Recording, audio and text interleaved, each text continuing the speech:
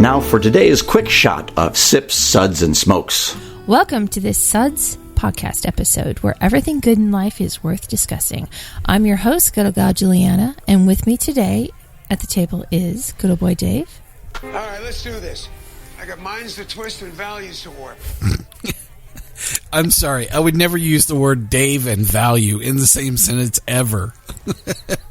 That's hurtful. I said that with love. No. So, good old boy Dave is here at the table. And also with us is good old boy Mike. I am here. Konnichiwa. Because I'm tied to you too.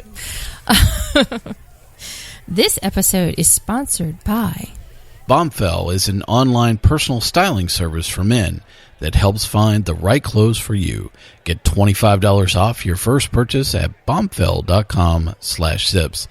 That's BOMBFELL.com/SIPS.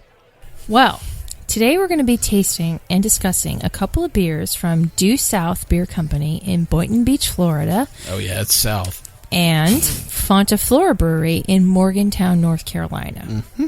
Hey, Dave, why don't you tell us the beers that we're going to be discussing? Hey, I'll tell you what we're thinking. So from Due South, we have Caramel Cream Ale, which is an ale brewed with vanilla beans, which is not in the name because that's whatever. We have Citrafied, a pale ale with citra. Then from Fonta Flora, we have FuYu, which is Japanese for Gesundheit. Yeah, there you go. Which is a mixed culture saison brewed with local Asian persimmons. I did not realize Asian persimmons were local to North Carolina, but whatever. Smoke Signals, an Appalachian style kvass beer, which is a traditional Russian style ale, by the way. Ale brewed with country bread and birch. Well, there you go. Okay, so we're going to start off with the Due South beers, correct? Yep. Okay, so let's start off with the Caramel Cream Ale. Oh, man, really? So, what did everyone think of the Caramel Cream Ale? It was caramelly, it was sweet, watery. You know? I was thinking that I got lost on the beach and somebody whacked me over the head with something. You know what this beer tastes like to me? It tastes like wort. Yep. Like it did not ferment. Yep. And I wonder if that is part of the problem. Because when you do first runnings and you taste it, it's very sweet and kind of malty and sugary. And that's what this is. And that's what it tastes like wort. I would have poured this down the drain, you know. But that is what I was thinking too. Yeah, is that it was wort. Because we've had our share of first runnings as, you know, we've brewed a lot over the years, and this is that. Yeah, it's wort. Okay. Yeah, nasty. Yeah. Man, don't make this ever again, please. I think our rating was a Suds rating of 1. And there's that. Okay. Mm-hmm. So let's move on to Citrafied. Because it's better. No. Yes. No. It is better than the other one. Mike? I'm getting there. Dude, it's... Okay. You know, I did say it was malty and bitter, but every other word I have on here is rather in a disparaging tone. Weak, watery, and I just would suggest that they import somebody else's beer instead of making this. Okay, so here's where I want you to picture right now. Think about being on the beach. It's really hot. It's really sunny. You're scorched. You're parched. That's easy for a white guy with red hair. So sure. Well, white hair, but whatever. So I'm sure it was red at some point in the 70s. But anyways,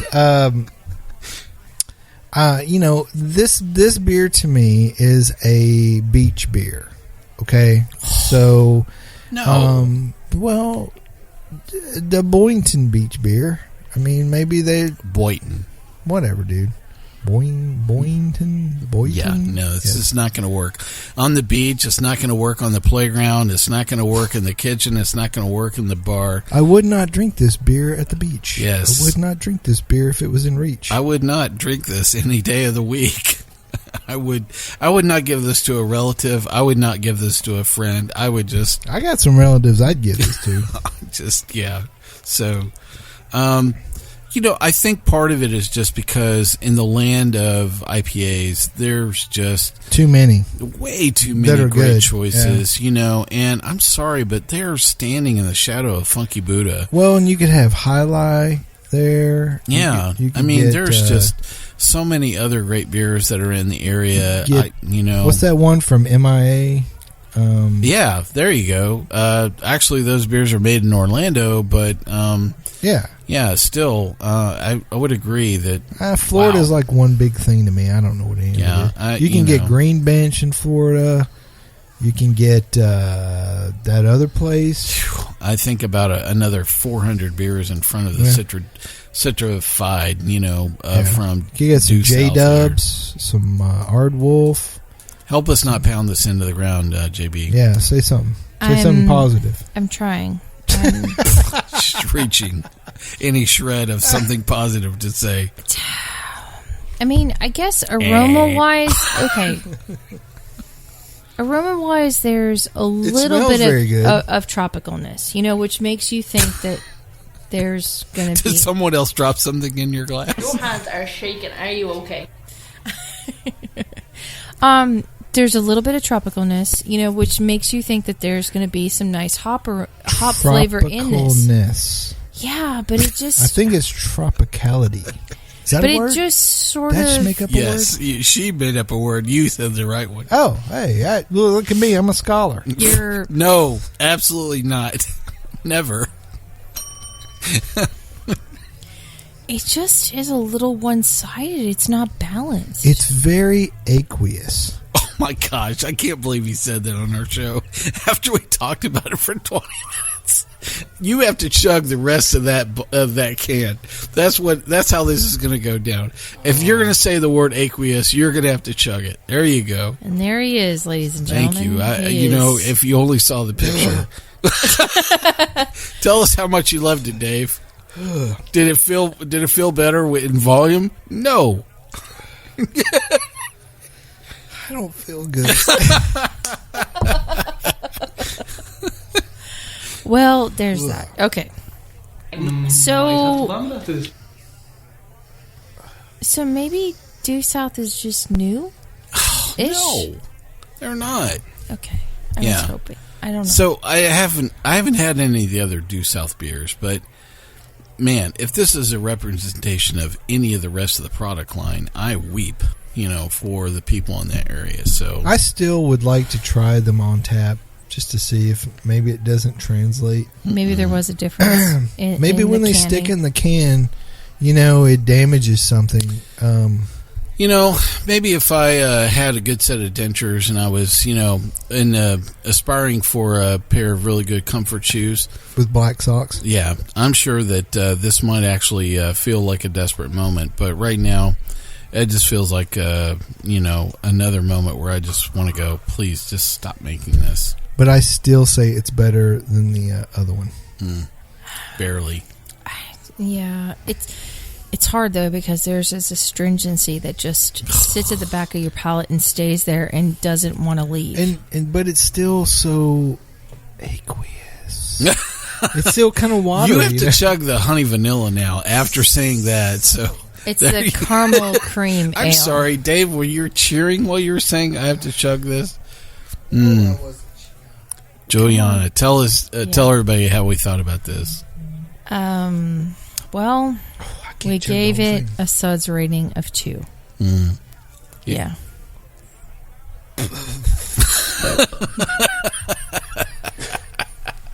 I think if you were on the beach and you were inhaling a lot of salt water, this would be refreshing. Yeah. I would rather have some Euro trash beer that's been stuck on a container ship for 3 months and overheated before I would have another one of these beers. Wow. It was that bad.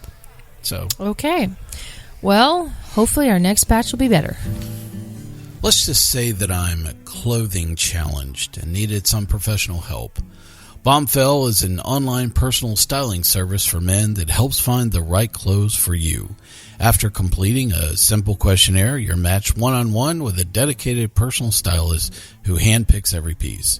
Your stylist will email you his or her selections, after which you'll have 48 hours to make any changes or even cancel altogether.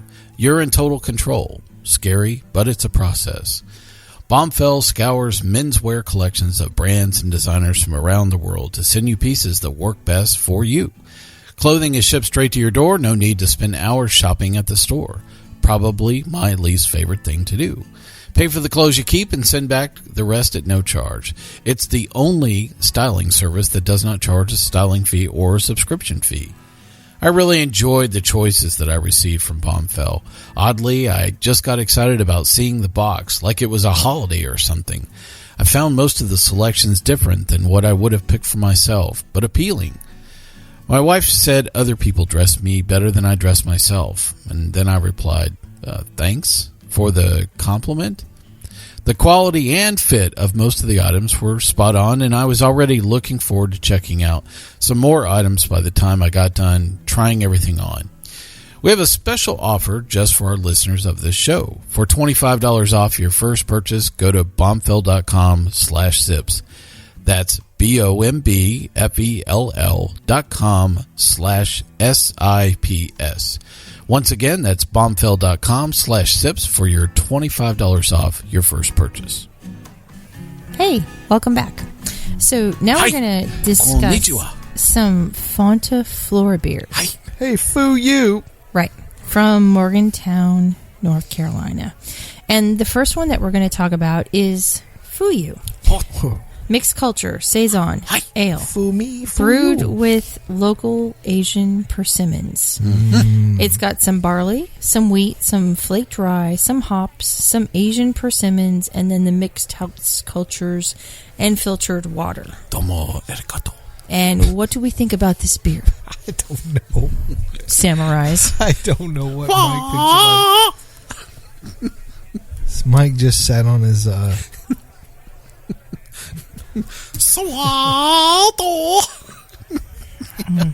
Okay. So the color on this is absolutely stunning because it is so light and so pale and so delicate. Like me. Or not. You can taste the house. I mean, you can smell the house culture. You can taste the house in this. No, you can smell the house culture. The brick in and this. mortar. But you can... Well, at least I can also smell the persimmons on this, we've had a lot of Fonta Flora beers. It's quite pungent. Yeah, and, I think what's very interesting about both of these is it's definitely a twist on their house culture, right? Because they're introducing some ingredients that they do not traditionally use, right? True. And it's... Agree. Well, it's hard to say that ingredients that they don't use because...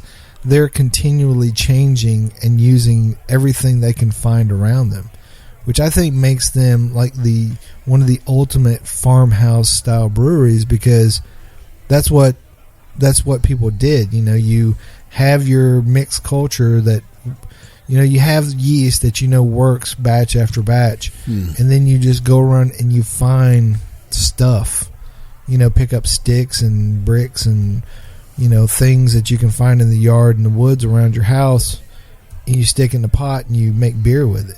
And these guys have gotten really, really good at it. Definitely. Yeah. And that's what they're doing. They're finding ingredients that complement each other and combining them in different ways to make a variety of beers that are really, really tasty. Well, the thing I wrote down about FuYu here is that it's very wine-like. It's sour. It has a grape-like quality, and we were sitting here talking about it right before the show, and you guys said there's no grapes in it. It was all persimmon. Yeah. That's kind of bringing that overtone. And, the thing is that it is very, very wine-like. And the thing that this was reminding me of is the Upland persimmon beer. Oh yeah. With the guy that's the whacker that goes out in the woods, and whacks the crap out of the persimmon trees and clogs that everything. wasn't persimmons though. Oh, I thought That it was kumquats. No, it was not kumquats. It was persimmons. Oh, was it? Yeah, I'm pretty sure about that. Well, I remember the whacking. Go back and check my BS. Yeah, there's a lot of whacking. I remember we talked about the whacking a lot. I know. We talked about a lot of people whacking on could this be. show. Well, Yes. you're probably right, which is hard for me to say because I really never think that. But have you ever had persimmon wine?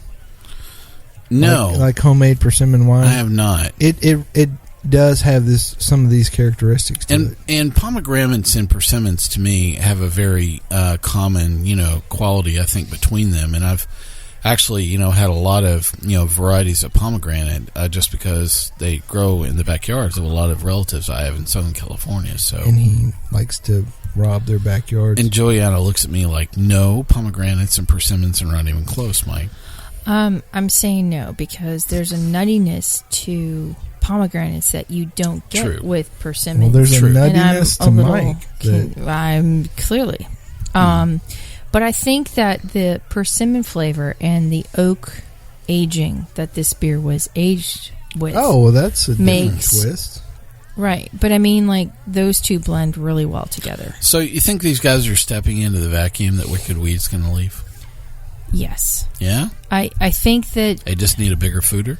I don't know that Wicked Weed's going to leave maybe they a have vacuum, enough though. fooders. Oh, yes. But that being said, I would buy these guys a fooder if I could get enough of their beer back. If I knew how much a fooder costs.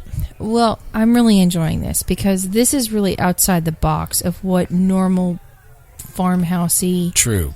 beers are like. Yes. If that makes any sense. Yes. Farmhousey. Right, because I'm making a generalization. Everything is E and not ish. with you. It's farmhouse-ish. It's E. Yes. Ish. But Try I'm ish. really Try it one time. enjoying the delicateness of this beer. I mean, not only the fact that it is such a light Did beer. you say delicateness? Yes, there is a distinct delicateness to this beer. Fuji apple. That's the other thing that's ringing through my head. An apple. A Fuji apple. Really? Yes. Okay. Tell us about Fuji apples. Well, it has some of these same qualities about it. So Fuji apples are, well, obviously they're from Japan and a variety of, from Japan, but...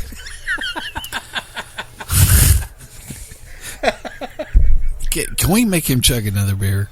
Hand him that big-ass bottle. Go ahead. Hand it to me. Okay, all right. Ham it to me. So, I obviously need another beer. The thing is there's a very unique quality of the sweetness and tartness in a Fuji apple that has a distinctive characteristic, and it reminds me, something that this beer would, itself.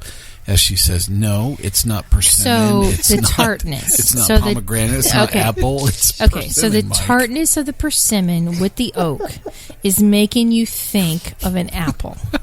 Is that what we're getting at? Go ahead, Mom. Could Mike, you just beat my hand? Let me tell you why you're wrong, okay? What you're thinking is wrong. Okay. What you're tasting is wrong. I like this Okay. beer. Yeah. This is a beautiful beer. Fonta Flora. We can all agree on that. I It is really, definitely beautiful. really am enjoying Julieanna's this wrong, beer. but I like the yes, beer. and we're rating this beer a 4. Dang it. Always have a good exit strategy. Yes. Okay. So now quickly we're going to move on to the Smoke Signals, which is an Appalachian-style kvass brewed with country bread and birch. So the ingredients on this is barley wheat, raw red fife wheat, country wheat bread loaves, hops, honey, foraged birch branches, mixed house cultures, and No special moonbeams. and Starlight, Starbright. well, and this is brewed in collaboration with Fairy dust.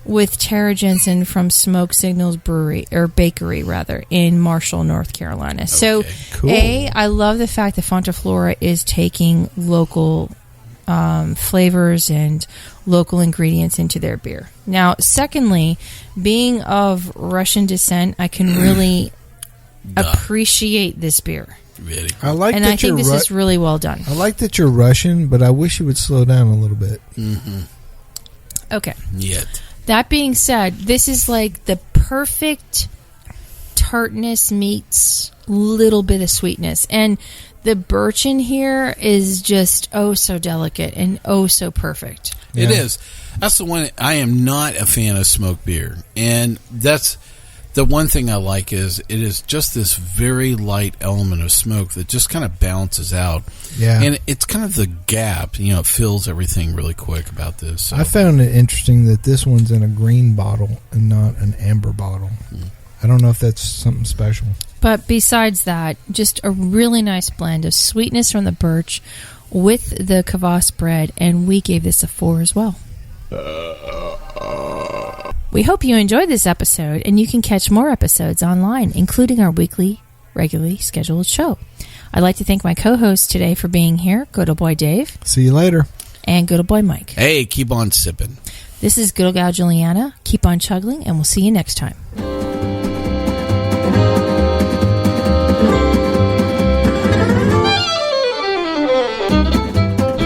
This has been a One Tan Hand production of Sips, Suds, and Smokes, a program devoted to the appreciation of some of the finer slices of life. From the Dude in the Basement Studios, your hosts, the Good Old Boys, will see y'all next time.